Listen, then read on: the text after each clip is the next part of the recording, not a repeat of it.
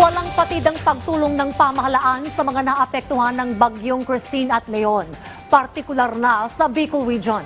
Yan ang ulat ni Floyd Brands. Tuloy-tuloy pa rin ang pagdating ng tulong para sa Bicol Region.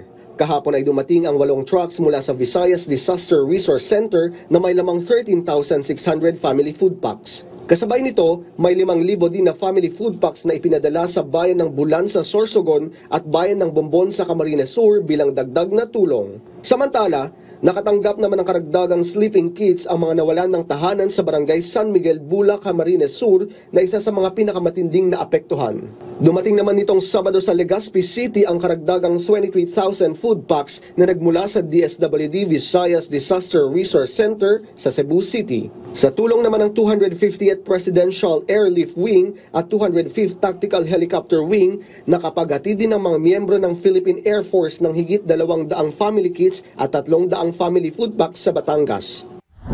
Nasa Batanes na ang karagdagang 5,500 family food packs para sa mga kababayan nating nasalanta ng bagyong Leon sa Batanes. Ibiniyahe ito sa pamamagitan ng BRP Gabriel Silang ng Philippine Coast Guard na dumating kahapon sa Basco Port sa Batanes.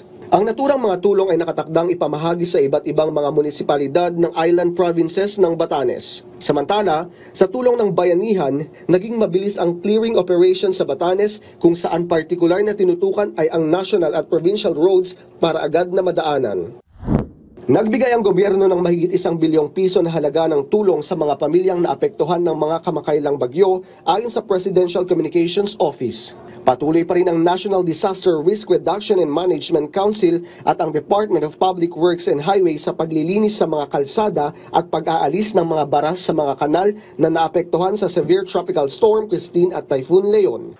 Ayon sa pinakabagong datos ng NDRRMC, umabot na sa 150 ang bilang ng namatay dahil sa bagyong Leon at Christine. Naiulat din ng NDRRMC na halos 8 milyong tao ang naapektuhan dahil sa mga nasabing bagyo.